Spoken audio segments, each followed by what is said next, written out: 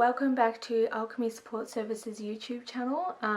My name is Erin, and today I'm going to go over the importance of a support network. In my last video I talked about your professionals, your health professionals, and the importance of the plan that you will show the NDIS to access the funding, but that's for you accessing the funding for the first time. So today I'm going to go into more depth about why it's really important to have that support network throughout your whole life, essentially, and what kind of benefits that has of having a support network that is really got your best intentions at heart. I think of a support network in two ways. So a support network can be professional or personal. So a professional is someone that you turn to when you need support, and who wants to support you. So they can be support workers, health professionals, so psychologists, any of the people that I listed in my last video, like doctors, kind of health professional that helps you with your support needs. So they can also include your support coordinators as well. They don't have to be a health professional, just anyone that helps support you. So it can be a variety of things, but they have to do, but it's a professional relationship. It's not it doesn't cross the personal boundaries. And then people who support you personally, say family, friends, they might be a community group that you see, or they might be people that you have met through day programs or any other kind of programs, or art classes, or people that you have the same interests with, that you go to maybe trivia night with. Just any of those are a personal support network. So why it's important to have a good professional support network, because these people are going to be the ones that are going to be helping you get the most out of your funding, whether it be the support coordinator who is allocating the funding to meet your goals.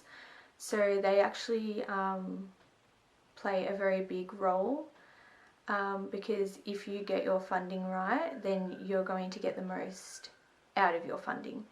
So, and then in return you're going to get the most out of your goals and empowerment, and yeah, just overall health will be better. But if the funding isn't being managed properly, you may be lacking in seeing health professionals, then you're falling behind on your mental health, physical health, then that in return affects your social outings. You may not be at your best physical health or emotional health, so you're not accessing the community, and yeah, it can have a really big downfall. So when you're choosing your or when you're seeing your health professionals, keep in mind, do these people have time for me? Are they putting my best interests at heart? Are they putting in effort? You can kind of tell when health professionals aren't really there for you. They're more there for your money, essentially. So if you do feel that that person isn't meeting up to your human rights or your rights to be accessing that health professional, I would suggest looking for another one, because if you are not fully supported by these health professionals or your professional support networks, such as coordinators or support workers, then your money is essentially going to waste, and it's you who the consequences, essentially, of not having a good professional support network. I want to give you some examples of maybe warning signs when you're dealing with health professionals or or dealing with your professional support network, such as your support coordinators or support workers.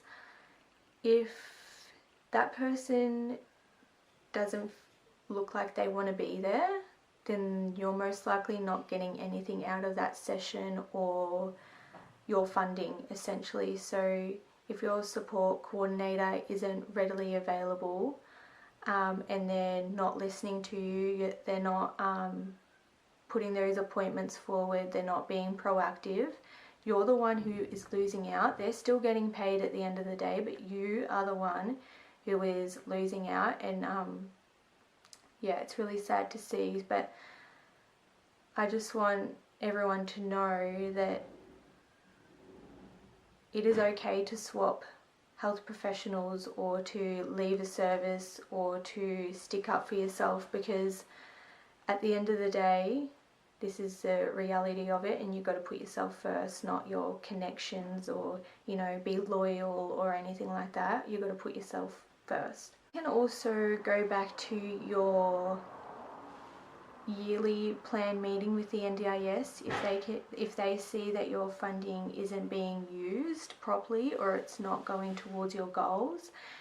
They will in future see that you're not using all the funding, therefore you don't need more money. They'll actually take the money that you didn't use, and they will just lower the amount for the next year, when really you wanted to use that funding but your support coordinator or support workers weren't showing up, and that funding wasn't going to waste. And you know, you might have wanted to make appointments with your OT or psychologist, but your support coordinator wasn't proactive in doing that. Then yeah, that can be detrimental when you go for your plan review and they see that you're actually not accessing those services. Well, then they say you don't need those services anymore. So it is very beneficial to having a strong professional support network. So now I want to talk about personal support network, and this is very vital in the way of anyone, to be perfectly honest. Having a good personal support network can be great for your mental health, physical health, social interaction, employment, gets you very far in life. It reduces stress, anxiety, less isolation. But relating it back to the NDIS and the disability community, it can be really beneficial in having a personal support network, as it can save you a lot of time, maybe weeding out the health professionals that may be not beneficial for you or your disability. Some health professionals specialise in certain disabilities, so if you have a personal support network that maybe have the same lived experience as you, they may know good health professionals or good support coordinators or support workers, or even just providers that have been really beneficial for them, and you know, suggest that you have a go. So that can save you a lot of time of weeding out people who may not be the most genuine in the community, especially in a small rural area. A lot of people have, you know, word of mouth is really big, and it can be used for your advantage or for your disadvantage, depending. Your personal network can be more beneficial than your professional network in the way that, you know, your personal network has a lot of they don't have much bias, essentially, than your professional network. These people have your utmost best interest at heart. They have nothing to gain from, you know, telling you to go somewhere or advising you this or informing you about that. They have nothing to gain but your better health. But, you know, in saying that, some people don't have your best interests at heart, and if they don't have your best interests at heart, I don't recommend them being in your personal support network. Yeah, definitely keep your personal support network healthy, encouraging and capacity building, because if they're not doing that, then they're probably not the most healthiest people to be around. Your personal support network can be beneficial in the way that they have experienced the same things as you, or seen the same things, or heard a story of the same thing happening, and this is quite beneficial in the way of mental health. This can make you feel less alone. And as an example, you know, someone may have worked in a workplace and experienced discrimination, and someone else may have experienced the same thing recently, and they encourage them to speak up because they got a good outcome. They got the workplace to cater to their needs and change their point of view and educate their staff on disability awareness, and they encourage this person to advocate for themselves as well, and they see a positive change in their workplace now and being treated equally and more education throughout that workplace, and it's more encouraging now of their disability. Someone who may not have a good personal network or none at all, may be feeling alone, may stay quiet, may not advocate for themselves because they don't feel encouraged, or that's no one else has experienced the same thing, so they may just leave it how it is. They don't want to, rattle the workplace, or they're afraid that they'll get fired. This just shows the power of connection and having a supportive people around you, that you can do things that may feel uncomfortable with the encouragement of other people, and positive stories from other people as well can be really encouraging. So instead of staying in that situation of experiencing not wanting to go to work every day and living an unfulfilled life, they now feel comfortable in their workplace and they're happy to go there.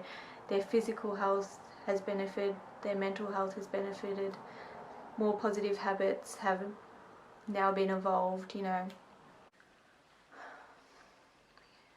So I hope this highlights to you the importance of support networks and maybe what they are and how they can actually influence your life essentially. Seems very drastic, but the community is very important to humans. Any kind of human, your community is very beneficial. So if you're maybe seeing this video and you don't feel like you have a good professional support network or a personal support network, I would suggest just putting yourself out there, maybe going to community events, even maybe asking advice of health professionals how to gain a more personal networks. Events are really helpful for somewhere to get started. There's also day programs that you can attend, and to do with the professional network, I would go over and see are these health professionals actually got your best interest at heart, and if you're getting the most out of your funding seeing those health professionals. This may highlight some things to you and might encourage you to change for your own best interests. So I hope this maybe motivates some people to get out there and show you the benefits of personal and professional support networks, and how they can actually really impact you as a person. Yeah, hope you all have a great day and see you soon. Bye.